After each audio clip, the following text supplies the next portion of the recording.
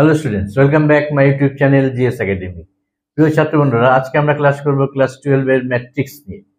এর আগে আমরা অর্থাৎ গতকাল আমরা একটা ক্লাস করেছিলাম ম্যাট্রিক্স কাকে বলে এই বিষয়টা নিয়ে আমাদের একটা ক্লাস ছিল। আজকে আমরা টাইপস অফ ম্যাট্রিক্স অর্থাৎ ম্যাট্রিক্সের প্রকারভেদ নিয়ে আজকে আমাদের ক্লাস। তোমরা যারা এর আগে ক্লাসটি দেখতে পাওনি তাদেরকে আমি বলবো তোমরা অবশ্যই আমার ডেসক্রিপশনে লিংক দেওয়া থাকবে, সেটা দেখে নিতে পারো। তাহলে আমরা চলে আসি বোর্ডে। টাইপস অফ ম্যাট্রিক্সের প্রকারভেদ। টাইপস অফ ম্যাট্রিক্স বোর্ডে দেখো এ বি সি ডি এরকম চারটে ম্যাট্রিক্স আমি লিখে রেখেছি। এই চারটে ম্যাট্রিক্সকে আমরা বলছি আয়তাকার ম্যাট্রিক্স অর্থাৎ রেক্ট্যাঙ্গুলার ম্যাট্রিক্স। এখন কিসের উপর বেস করে আমরা এই চারটে ম্যাট্রিক্সকেই রেক্ট্যাঙ্গুলার ম্যাট্রিক্স বলছি? ম্যাট্রিক্সের এখানে দেখো, এখানে আমরা পেয়েছি চারটে সারি 4 এবং কলম পেয়েছি আমরা 3টি, অর্থাৎ রো 4টি এবং কলম 3টি, অর্থাৎ এম ক্রস এন। আমরা এম দিয়ে আমরা সারিকে ডিফাইন করি এবং এন দিয়ে তোমরা জানো কলমকে ডিফাইন করি। তাহলে এ ম্যাট্রিক্সের ক্রম হচ্ছে 4 ক্রস 3। এবার বি ম্যাট্রিক্সটা দেখে নাও। বি ম্যাট্রিক্সের ক্রম হচ্ছে 2 ক্রস 3, অর্থাৎ দুটি আছে এর রো এবং কলম আছে এর তিনটি কলম, ঠিক এখানে যেমন ছিল 2 ক্রস 3 ক্রোমের ম্যাট্রিক্স। এটা আমরা এখানে ক্রোম দেখতে পারি, ক্রোমের ম্যাট্রিক্স। এইবার সি ম্যাট্রিক্সটি দেখো, সি ম্যাট্রিক্সে কেবলমাত্র একটি সারি আছে, 5 6 7, একমাত্র একটি রো আছে, তাহলে 1 ক্রস।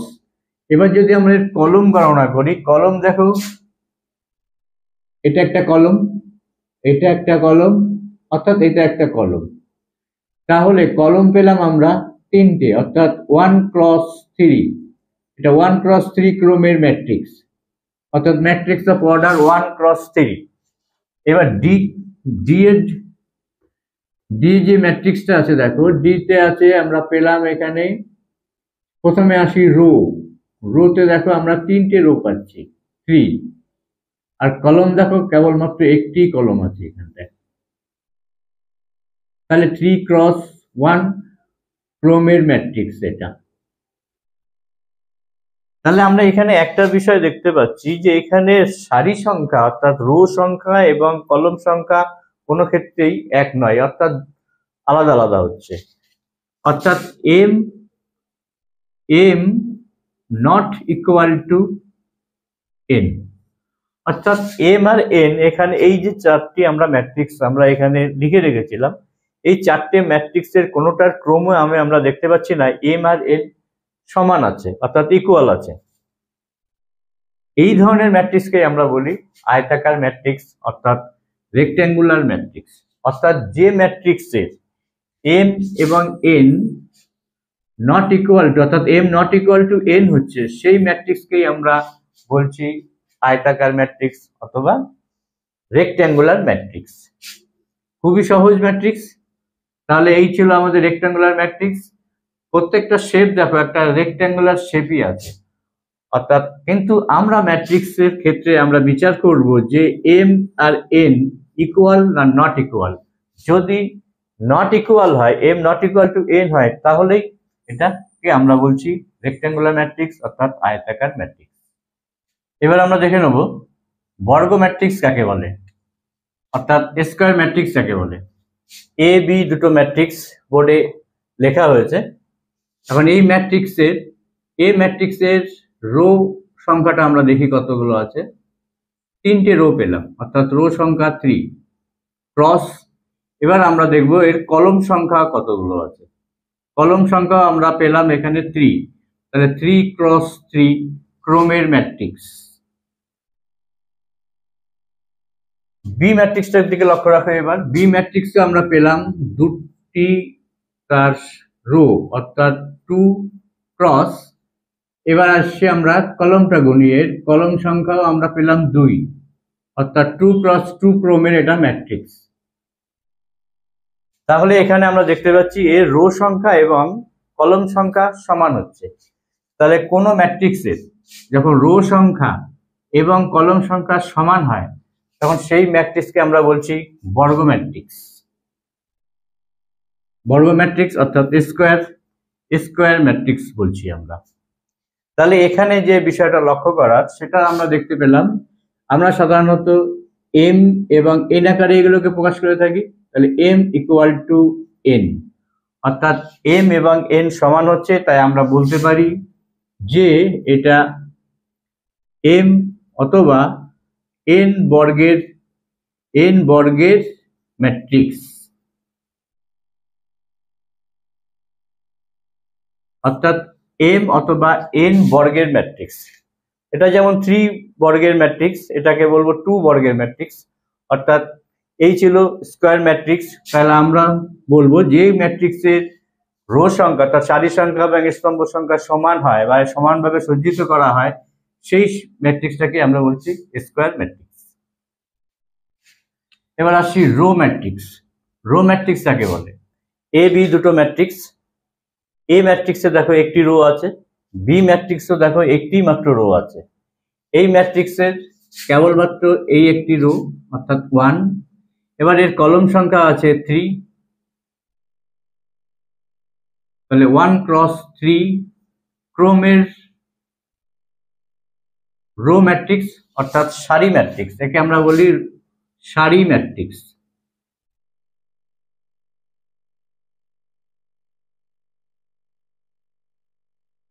এবার এই বি ম্যাট্রিক্সটিকে দেখো, বি ম্যাট্রিক্সও ঠিক তাই, একটি মাত্র রো আছে ক্রস, কিন্তু এর কলম সংখ্যা আছে 4টি,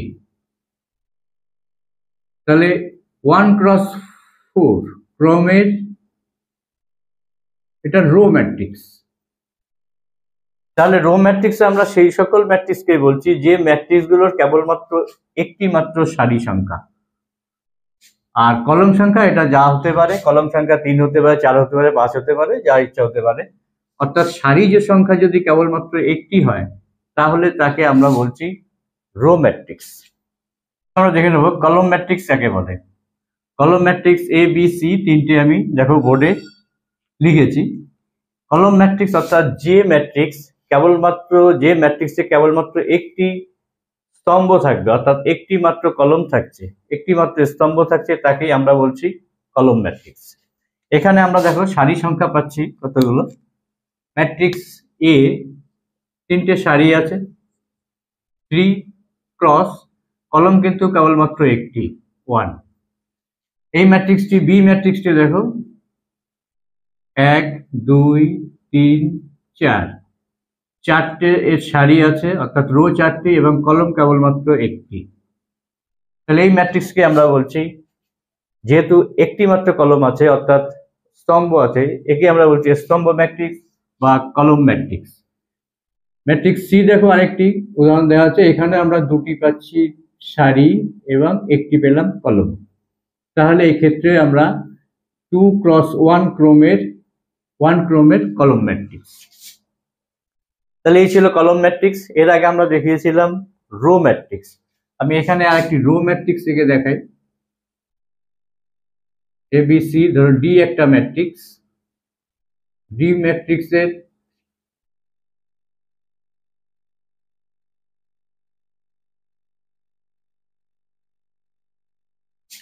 এটাকে আমরা বলছি রো ম্যাট্রিক্স, পাশাপাশি রাখলে বুঝতে একটু সুবিধা হবে। দেখে নাও এখানে এটাকে আমরা বলছি একটি মাত্র কলম, তাই এটাকে আমরা বলছি কলম ম্যাট্রিক্স। এখানে কিন্তু একটি মাত্র সারি সংখ্যা কেবলমাত্র একটি, তাই এটাকে আমরা বলছি রো ম্যাট্রিক্স। এখানে প্রত্যেকটাই এখানে আমরা কলম ম্যাট্রিক্স লিখেছি, অর্থাৎ এখানে আছে এটা 1 ক্রস 4 অর্থাৎ 4টে কলম। এটাকে আমি আবার পাশাপাশি তুলে ধরলাম বুঝতে সুবিধার জন্য। তাহলে আমরা দেখতে পাচ্ছি যে একটি মাত্র রো থাকলে অর্থাৎ একটি মাত্র সারি নিয়ে যে ম্যাট্রিক্স গঠন হচ্ছে তাকে আমরা বলছি সারি ম্যাট্রিক্স বা রো ম্যাট্রিক্স, এবং একটি মাত্র কলম নিয়ে যে ম্যাট্রিক্স গঠন হচ্ছে তাকে আমরা বলছি কলম ম্যাট্রিক্স। এক্ষেত্রে যেমন সারি সংখ্যা বেশি হতে পারে, 2 বা 3 4 হতে পারে, এক্ষেত্রেও ঠিক তাই আমরা এর আগের বার দেখেছিলাম, অর্থাৎ কলম সংখ্যা একাধিক হতে পারে। শূন্য matrix, zero or null matrix, যে ম্যাট্রিক্সের প্রত্যেকটি পদই অর্থাৎ প্রত্যেকটি এলিমেন্টই শূন্য থাকবে, সেটা যে ক্রমেরই হোক না কেন, যে ম্যাট্রিক্সের প্রত্যেকটি পদ অর্থাৎ এলিমেন্ট শূন্য হবে সেই ম্যাট্রিক্সকে আমরা বলছি শূন্য ম্যাট্রিক্স।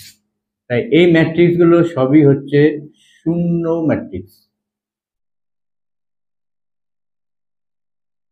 কারণ এখানে আমরা যে ম্যাট্রিক্সটা দেখতে পাচ্ছি তার সারি সংখ্যা 2, কলম সংখ্যা আছে 3, তাহলে এটা আমরা বলবো 2x3 ক্রমের শূন্য ম্যাট্রিক্স।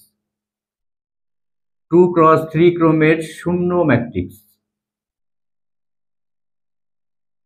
আর এখানে আমরা দেখতে পাচ্ছি একটা স্কয়ার ম্যাট্রিক্স টাইপেরই দেখাচ্ছে, স্কয়ার ম্যাট্রিক্সই আছে 3x3,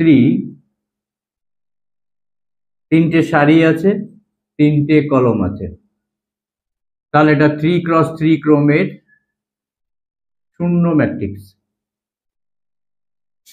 তাহলে যে ম্যাট্রিক্সের সমস্ত এলিমেন্টস গুলো শূন্য হচ্ছে তাকেই আমরা জিরো আর নাল ম্যাট্রিক্স বা শূন্য ম্যাট্রিক্স বলছি। এবারে আমরা ম্যাট্রিক্সের গুরুত্বপূর্ণ আরেকটি বিষয়ও শিখে নেব, বলা হচ্ছে বর্গ ম্যাট্রিক্সের কর্ণ। বর্গ ম্যাট্রিক্সের কর্ণ অর্থাৎ diagonal of A square matrix. এখানে দেখো দুটো এ এবং বি, দুটো আমি ম্যাট্রিক্স আমি লিখেছি, দুটোই আছে বর্গ ম্যাট্রিক্স। আর এখানে আমি একটা ম্যাট্রিক্স ড্র করেছি, যে ম্যাট্রিক্সটা আমরা দেখতে পাচ্ছি এটা রেক্ট্যাঙ্গুলার শেপে আছে, অর্থাৎ এর M R N not equal to আছে, তাহলে এটাকে আমরা বলছি রেক্ট্যাঙ্গুলার ম্যাট্রিক্স। আর এই দুটো আছে স্কয়ার ম্যাট্রিক্স। এখন আমরা কর্ণ কাকে বলে এটা আমরা আগে শিখেছি।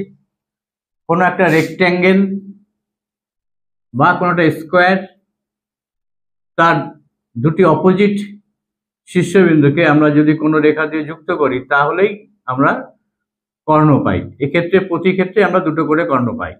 স্কোয়ারের একটা কর্ণ আছে, রেক্ট্যাঙ্গেলেরও আমরা দুটো কর্ণ পেলাম, এটা রেক্ট্যাঙ্গেল শেপে আছে, এটা স্কোয়ার শেপে। কিন্তু ম্যাট্রিক্সের ক্ষেত্রে শুধুমাত্র স্কোয়ার অর্থাৎ বর্গ ম্যাট্রিক্সেরই কর্ণ হবে। অর্থাৎ রেক্ট্যাঙ্গুলার শেপে যে এই ম্যাট্রিক্সটা সি ম্যাট্রিক্সটা রাখা হয়েছে, যার am not equal two N A আছে, এর কোনো ডায়াগোনাল হবে না, অর্থাৎ এর কর্ণ ম্যাট্রিক্স হয় না, অর্থাৎ এটার কোনো কর্ণ হচ্ছে না। তাহলে শুধুমাত্র বর্গ ম্যাট্রিক্সেরই কর্ণ হচ্ছে। এবার কর্ণটা আমরা কি করব, কিভাবে পেতে পারি? আমাদের প্রথম যে এলিমেন্টটি আছে অর্থাৎ প্রথম সারির প্রথম যে এলিমেন্টটি আছে 2, এই 2 আর 6কে আমরা এইভাবে একটা কর্ণ ড্র করলাম, তাহলে এটাই হচ্ছে কর্ণ ম্যাট্রিক্সের অর্থাৎ এই এ ম্যাট্রিক্সের ডায়াগোনাল কর্ণ। এবার এখানে আরেকটা 3x3 ক্রমের অর্থাৎ m ইকুয়াল টু n এ আছে, এখানে ছিল 2x2, এর ডায়াগোনালটা পাচ্ছি আমরা দেখো ঠিক এইভাবে। কিন্তু এক্ষেত্রে যদি আমরা এটা করার চেষ্টা করি তাহলে দেখো মাঝখানটা ফাঁকা থেকে যাচ্ছে, অর্থাৎ এখানে কোনো নেই, এই কারণে এর কর্ণ ম্যাট্রিক্স হয় না। এটা আমরা ক্রস দিয়ে দিলাম, অর্থাৎ কোনো রেক্ট্যাঙ্গেল অর্থাৎ আয়তাকার সজ্জিত কোনো ম্যাট্রিক্সের তার কর্ণ ম্যাট্রিক্সে হয় না। তাহলে আমরা পেলাম স্কোয়ার অর্থাৎ বর্গ ম্যাট্রিক্সেরই একমাত্র কর্ণ পেলাম। প্রথম সারির এবং প্রথম স্তম্ভের যে এলিমেন্টটি আছে সেখান থেকে শুরু হচ্ছে তার ডান দিক, অর্থাৎ বাঁ দিক থেকে ডান দিকে যাচ্ছে, এটাকে আমরা বলছি প্রধান কর্ণ।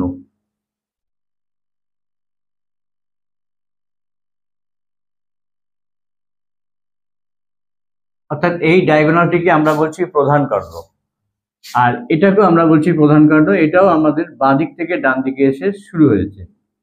কিন্তু এখানে কিন্তু প্রধান কর্ণ বলার সঙ্গে সঙ্গে নিশ্চয়ই আরেকটি বিষয় চলে আসে, যে নিশ্চয়ই প্রধান কর্ণ যদি থাকে তাহলে গৌণ কর্ণ কোনো একটা আছে। হ্যাঁ, গৌণ কর্ণ বলতে আমরা ঠিক যখন এই কর্ণ আরেকটি কর্ণ এভাবে আমরা ড্র করব তখন এটাকে আমরা বলছি গৌণ কর্ণ, অর্থাৎ 6 থেকে 3 1 হয়ে যে কর্ণটি আসছে এটাকে আমরা বলছি গৌণ কর্ণ। প্রধান কর্ণটা আমাদের ম্যাট্রিক্সে খুবই একটা গুরুত্বপূর্ণ বিষয়। এই প্রধান কর্ণের একটা বিষয় হচ্ছে এই প্রধান কর্ণের যে এলিমেন্টস গুলো আছে সেই এলিমেন্টস গুলোর তার আই এবং জে, অর্থাৎ আমরা জানো যে সাধারণ একটা পদকে আমরা আই জে দিয়ে আমরা প্রকাশ করি, অর্থাৎ ম্যাট্রিক্সের কোনো একটা এলিমেন্টকে এ আই জে দিয়ে প্রকাশ করি। এই ক্ষেত্রে আই ইকুয়াল টু জে হয়, অর্থাৎ আই আর জে এর যে মানটা সেটা সমান হবে, অর্থাৎ আই যদি 1 হয় জেও 1 হবে, আই যদি 2 হয় জেও তাহলে 2 হবে। এই পদগুলোকে আমরা বলি ডায়াগোনাল এলিমেন্টস। এটা প্রধান কর্ণের সাথে যে পদগুলো যুক্ত থাকে সেই পদগুলোকে আমরা বলি ডায়াগোনাল এলিমেন্ট। Diagonal element.